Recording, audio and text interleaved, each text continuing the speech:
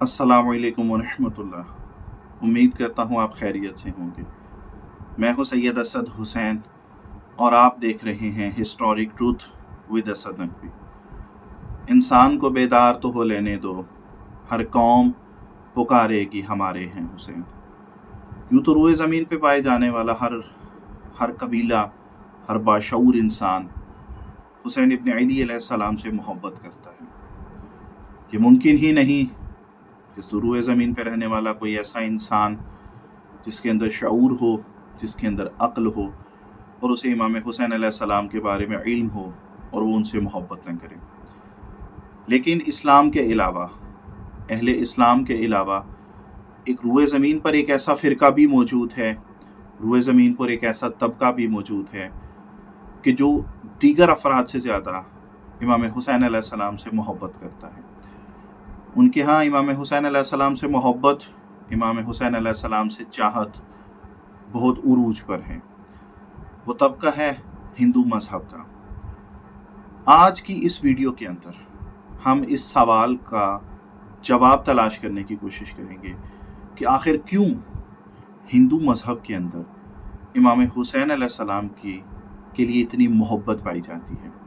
क्यों इतने हिंदू स्कॉलर्स ने इमाम हुसैन अलैहिस्सलाम पर किताबें लिखी, क्यों बेपनाह लोगों ने इमाम हुसैन अलैहिस्सलाम के ऊपर लिटरेचर लिखा, वो क्यों बेपनाह लातादाद शुअरा ने इमाम हुसैन अलैहिस्सलाम के ऊपर अशार लिखे और ऐसे ऐसे मिसाली अशार लिखे कि जिनकी हमें मिसाल नहीं मिलती। आज इसी सवाल को तलाश करने की कोशिश करते हैं कि क्यों आखिर हिंदू मज़हब के अंदर इमाम हुसैन अलैहिस्सलाम से इतनी मोहब्बत की तालीम दी जाती है।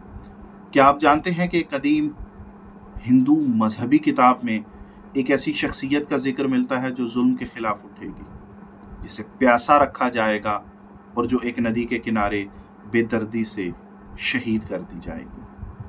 क्या ये जिक्र इमाम हुसैन अलैहिस्सलाम की शहादत की तरफ इशारा है? क्या आपने कभी सोचा कि एक ऐसा इंसान जो नबी का नवासा, जो प्यासा हो, तन्हा हो, क्यों कुर्बान हो गया? क्या उसकी शहादत सिर्फ एक तारीख है या एक इल्हामी राज? फुरात का पानी रो पड़ा था जब एक प्यासा हक का अलंबरदार दरिया के किनारे सर कटा के लेट गया, मगर उसकी आवाज़ गूंजी और शायद हजारों साल पहले किसी पुराने सहीफे में भी ये आवाज़ दर्ज हो चुकी थी। इमाम हुसैन अलैहिस्सलाम की शहादत सिर्फ मुसलमानों की मीरास नहीं, बल्कि इंसानियत का ऐसा पैगाम है जिसे महाभारत, पुराण और वेद भी चुपचाप सुनाते हैं। क्या आप सुन सकते हैं वो सदा? आए आज हम इस तहकीक से पर्दा उठाते हैं। भूशिया पुराण हिंदू मज़हब की 18 पुराणों में से एक पुराण है। लफ्ज़ भूशिया का मतलब है मुस्तकबिल और पुराण का मतलब है कदीम कहानी। उसका मकसद मुस्तकबिल में आने वाले वाक़यात और अवतारों का बयान करना है। भूशिया पुराण 4 हिस्सों पर मुश्तमिल है: ब्रह्मपुरो, माध्यमपुरो, प्रत्सगपुरो और अवतरपुरो। प्रत्सगपुरो में मुख्तलिफ अक़वाम, मज़ाहिब और पेश आने वाले वाक़यात का जिक्र किया गया है। प्रत्सगपुरो में बयान किया गया है एक महान योद्धा जो नबूवत के ख़ानदान से होगा, जुल्म के ख़िलाफ़ उठेगा, प्यासा होगा और नदी के किनारे कत्ल कर दिया जाएगा। भूशिया पुराण के अंदर प्रत्सगपुरो में ये एक आयत जो मौजूद है, आज हम इसके ऊपर कुछ मुख्तसर सी गुफ्तगू करते हैं।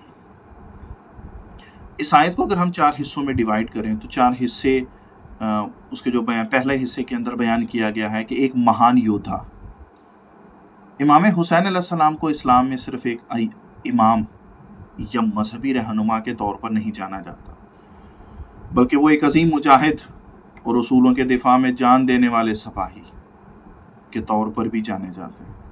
उनकी क़यादत में 72 जानिसारान इस्लाम ने जुल्म के ख़िलाफ़ सफ़ारा हुए और जुल्म के ख़िलाफ़ डटे रहे اور ظالم حکمران کی بیعت نہیں کی۔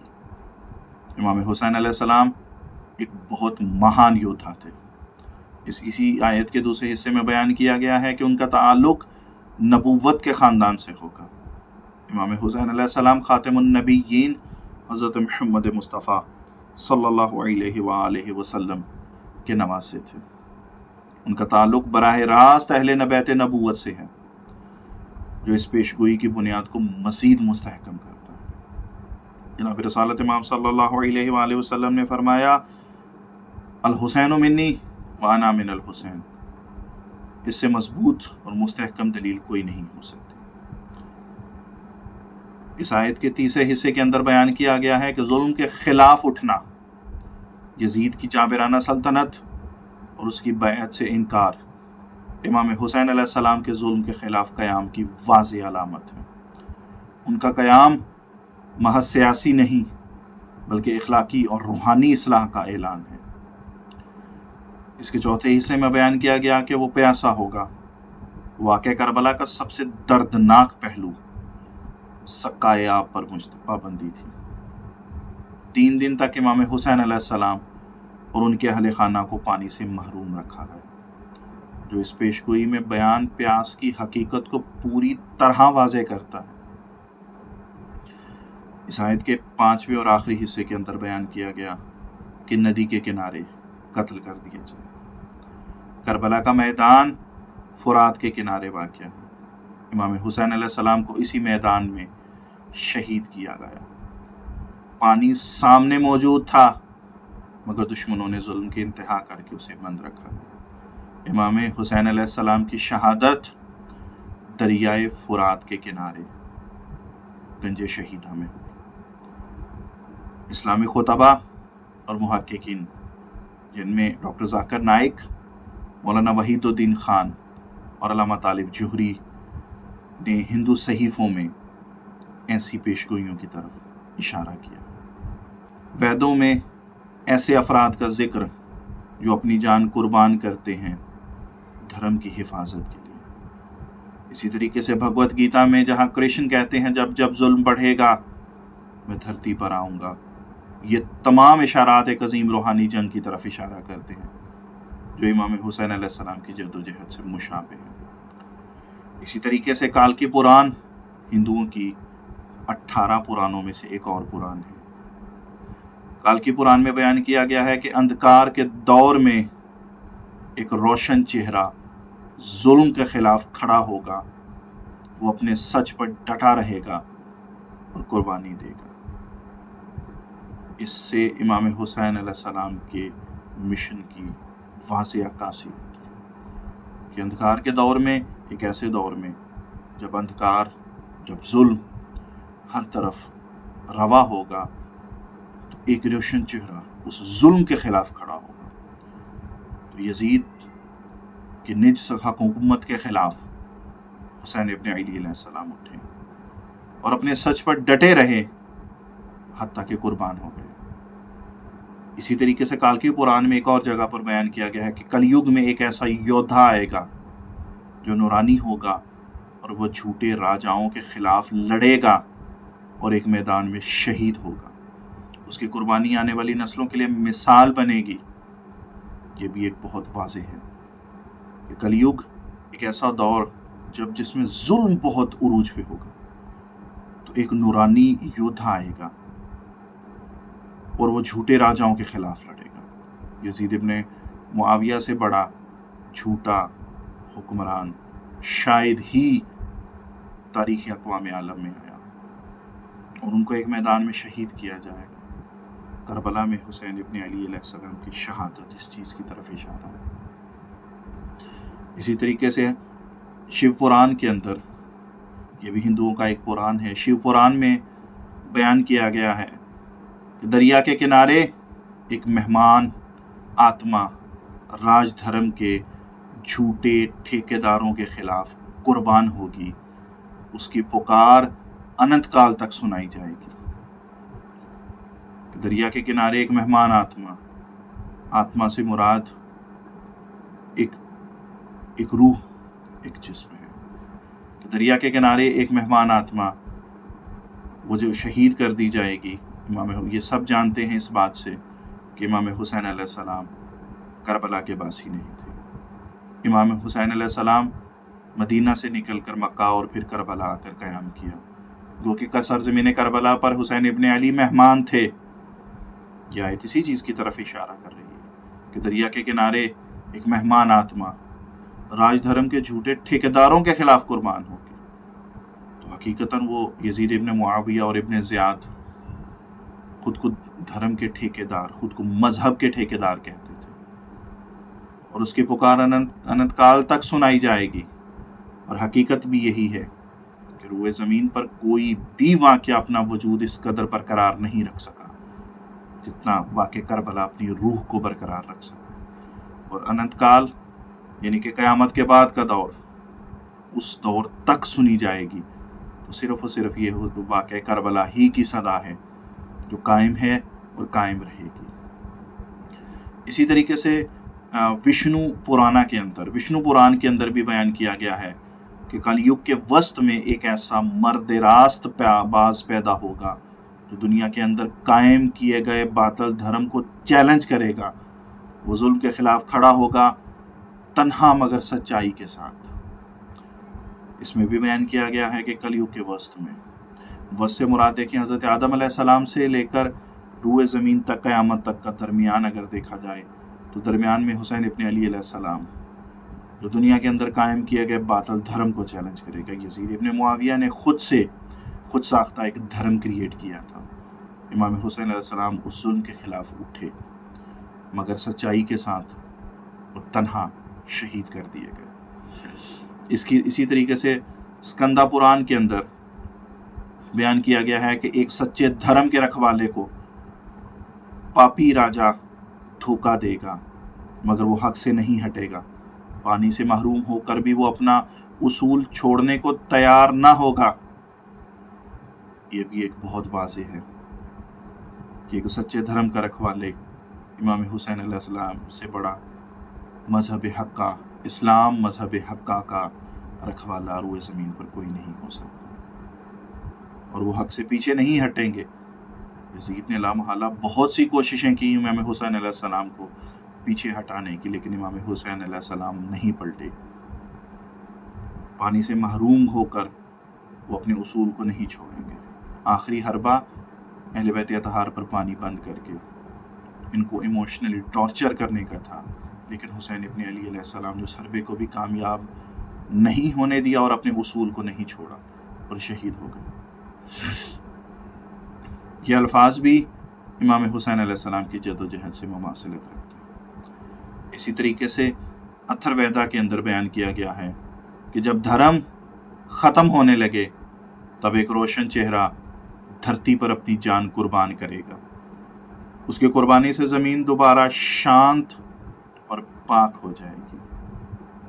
یہ بہت واضح نشانی ہے کہ جب دھرم ختم ہونے لگے، یزید ابن معاویہ کی کوشش یہی تھی کہ اسلام کو ختم کر دیا جائے اور خود ساختہ ایک مذہب کریٹ کر کے نافذ کیا جائے، تو ایک روشن چہرے والا دھرتی پر حسین ابن علی علیہ السلام اپنے نورانی چہرے کے ساتھ اپنی قربانی پیش کریں گے، اور جب وہ قربانی سرزمین کربلا میں پیش کر دی جائے گی تو زمین دوبارہ شانت مطلب سکون میں اور پاک ہو جائے گی۔ دوبارہ کوئی شخص ایسا نہیں اٹھے گا تو اسلام کی حقانیت کو چیلنج کر سکے۔